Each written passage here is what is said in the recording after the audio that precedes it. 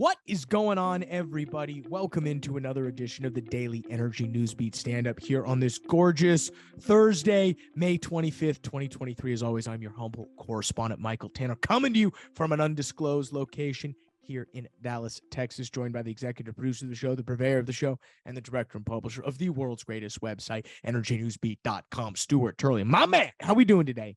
It's a beautiful day in the neighborhood. Man, we got us another whopper of a show. There's some absolutely insane things have happened, Stu. First up on the menu for today, this one is probably one of the crazier stories we've had in a few months. Climate protesters dragged away from Shell shareholder meeting, quote, go to hell. This is an absolutely wild story about what went on at today's Shell shareholder meeting. Stu will dive into all of the juicy details. Next up, Beijing and Washington are battling over Africa's green future. This is really, surrounding the context of Africa is becoming one of the most critical players in the new energy future. They have a lot of obviously rare earth and critical minerals that have a lot to do with this quote unquote new green economy. They also have a lot of natural gas, and it's very interesting how things are being sliced up. Stu will cover those geopolitical matters. Next up, this one's spooky, guys. S&P Global warns that a U.S. global default would wreak havoc on global energy markets. Done. I don't think this really comes as a surprise to anybody who follows the markets. I know Stu was saying when he originally sent it, he used to go, this one's spooky, but it's duh, because yes, I think the global energy markets will not perform terribly well, and Stu will dive into what S&P is saying about that. Next up, Climate Act reality strikes as New York admits it needs gas. And it's just always good. We love a good climate hypocrisy story. So Stu will cover what's going on with our friends in New York. Oh, our second favorite state behind California. Yeah. So, Germany, California, New York. Hey, the same thing. Stu will kick over me. I will cover what's going on in the oil and gas markets. We saw a crazy EIA draw around 14.6 million barrels. Oil prices were buoyed a little bit to 74.20, offset by the fact that the overall markets did not do well today. We saw a little late rally throughout the day, but really it was some overall softness, specifically around the debt ceiling. And then we did see a little bit of a very small divestiture from Exxon in Williston. They go ahead and sell to Cord Energy for $375 million. I will cover all that and a bag of chips, guys. But first, check us out online, world's greatest website, www.energynewsbeat.com. It's where all the stories we're about to cover come from. I promise you, you will stay up to speed if you check that link every day. Hit it. If I was on YouTube, I would say smash that like button, but we're not. Well, we are on YouTube, but I'm not a YouTuber. So, don't. If I was 16, I'd say smash that like button, but don't. But seriously, Stu does a great job of curating the website, making sure it's up to speed with everything that you need to stay on the energy news. There's so much that happens, guys. It's all over the place. Dashboard.energynewsbeat.com, the best place for your energy and data news combo. We're working on building that tool out slow and steady. It's going to go behind a paywall at some point, guys. So get it while you still can. Where do you want to start things off, Stu? Lots to talk about. Let's go ahead and start out with some climate protesters. You gotta love this is one of the crazier stories that has come our way in a while. Okay, climate protesters dragged away from Shell shareholder meeting. Go to hell.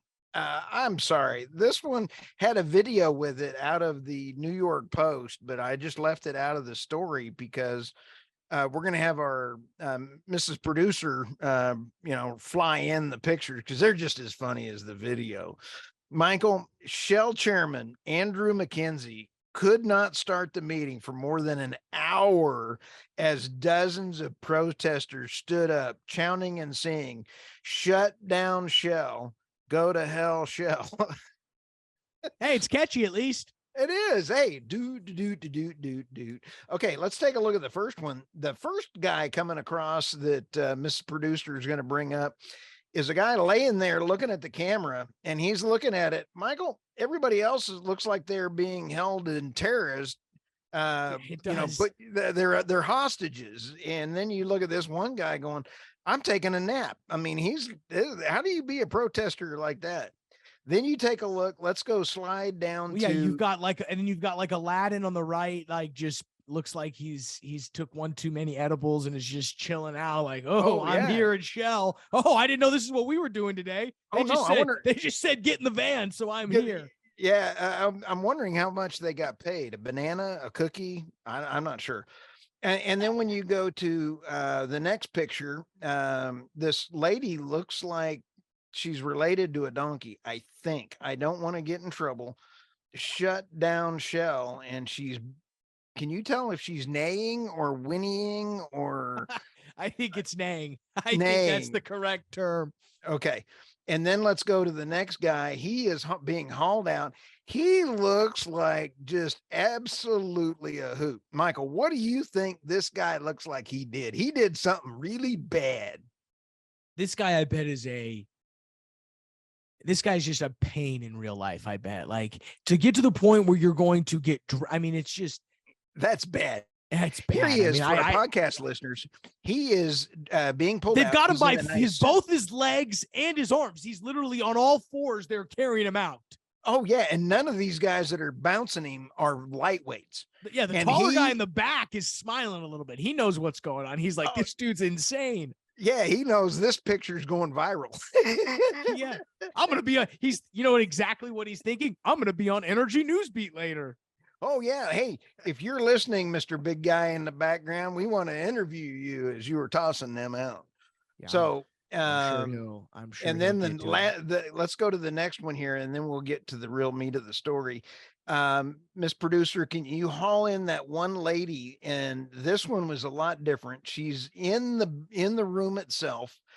There is a gentleman, and she's got her dress down. And I mean, they're picking her up, and she's looking like she really could go to the bathroom. I'm sorry for saying that, but doesn't it look like she's a kid that is going, I've got to go to the bathroom? And her dad is talking to her right there. And he's like, if you don't, I guarantee you, he bought her one too many candy canes at the grocery store, and she's throwing a temper tantrum. Okay. Oh, I don't know what's worse, that or the one below it where it's the old lady who refuses to get up. Oh, yeah. And she's screaming. I mean, like, this is absolutely a hoot. And I mean, you just got to love it. Now, here's some things that are in here. This is entertainment. Why were they protesting? So that was funny, but why were they protesting? The activists, including members from Greenpeace, Extinction Rebellion, say Shell and other fossil fuel firms are making record profits at the cost of the environment. Nobody bothers to tell anybody two things, Michael. Record losses that it takes to get to this point of record profits. And Michael, do you think any of those protesters had cell phones? Yeah, they were all probably tweeting about it from their phone. Yeah. Well, guess what? You got to have oil to get a cell phone. Hello, McFly. Hello. All okay, right. See, I mean, you got to have oil in order to get normal society. They're missing the point. Let's have a talk about how to get to carbon net zero in the fastest, most efficient way. But that's for a whole nother story. Anyway, I got really tickled at this. Yeah, I mean, it's you're going to start seeing a lot more of this. I'm surprised it's it's right now it's in the UK. It makes sense, but it's only a matter of time before it's Chevron. They're going to be doing sit-in at Chevron. I mean, this is coming to America. As soon as Soros gets a good idea, he's going to be paying some people to do it. So let's go to the next one here, Michael. Okay. Beijing and Washington are battling over Africa's green future. This one chaps my chicken. I am really not too pleased with how the West has been really trying to take advantage of Africa. They try to go out, and Africa is home, Michael. You and I both know how much critical minerals are there. And 3 renewable energy players, Conjunctia from Germany, Infinity from Egypt, and Masdar from the United Arab Emirates sign an agreement with Martanga's government to develop a colossal green hydrogen project in the country worth a staggering 34 billion. This ambitious progress aims to produce up to 8 million tons of green hydrogen a year. Okay. Do you know what you could do with $34 billion of natural gas infrastructure? I mean, you could do so much more. I mean, I think that's the unfortunate part is a lot of That this is money. the unfortunate part. Let's get them some electricity, and then let's go to the next way. You know, let's take them in a step. I understand, let's get there, but we're abusing their land. Now, why don't we work out an arrangement on this? Let's say we take some of your critical minerals at a higher rate. Let's let them make a lot of money. Let's make sure that they're not hiring kids, abusing kids.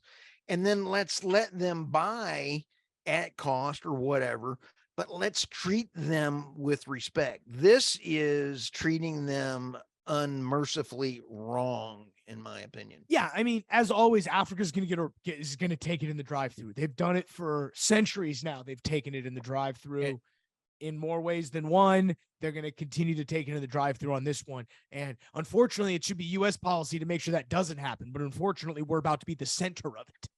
Oh, it's just, it makes me airsick. And the African reporter, I absolutely love. If you ever listen to the show on Twitter, I'll get his name and put it in the show notes. He's always welcome on here, so we could talk about Africa and energy.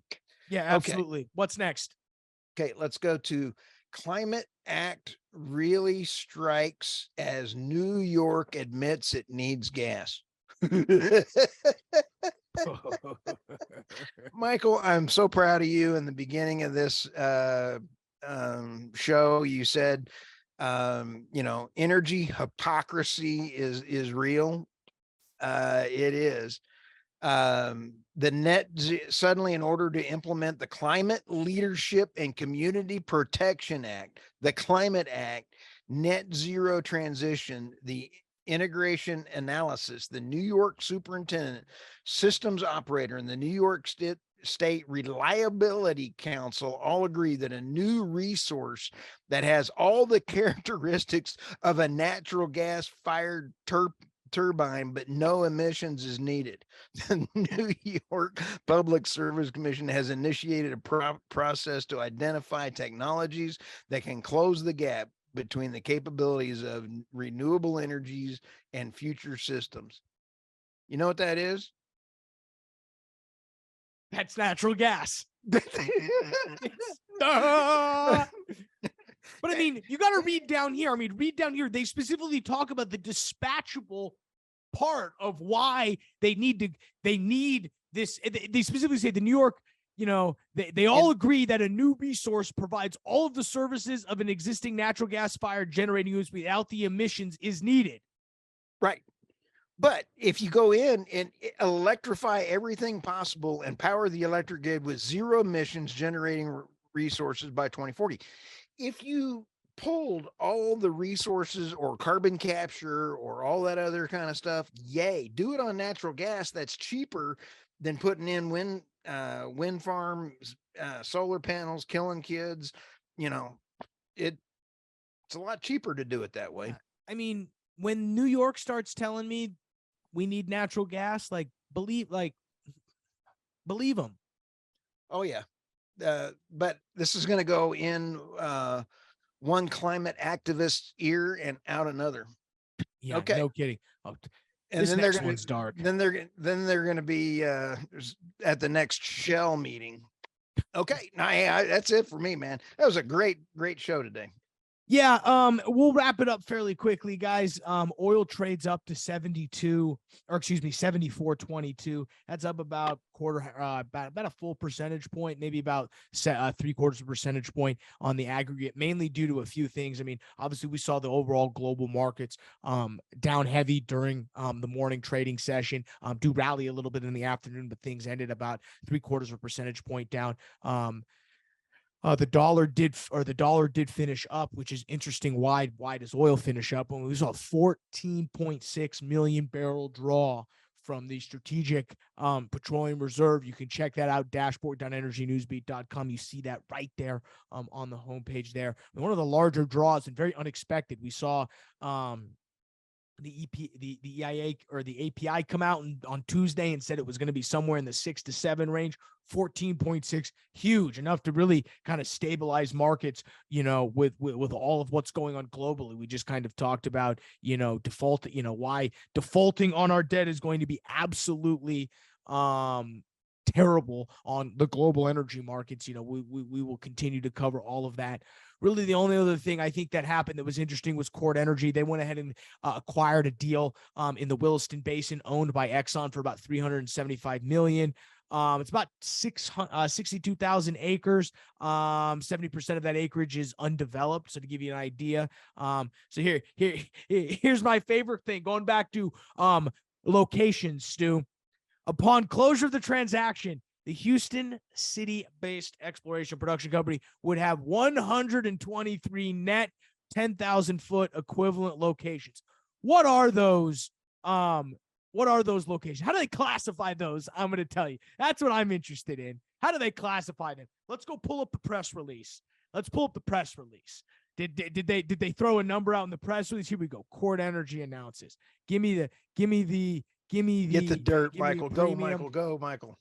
Nah, they don't really have anything interesting. Tier 1. Okay, no, they go these low-cost tier 1 assets. So all 123 of these 10,000-foot locations, okay, are tier 1. Is that an IR tier 1? An IR man of I don't know. Guy of the week? I don't know where this acreage is. I'd have to look. But I'll go out on a limb and say they're not all tier 1. Now, who knows? We'll see. We'll see. It is 100% held by production, which is helpful. So you don't have to really drill these. You can keep rolling these into, oh, look, we've got locations. Let's just roll it in. But we'll see. Even Sandy's choking up a lung back there thinking about those locations. I mean, I'm with you, Sandy. It's horrible. So she's yakking up a bone. Yeah, no kidding. Oh, she's just, what's that from what's that movie? Christmas Vacation. Christmas Vacation. Oh, he's just hacking up a bone.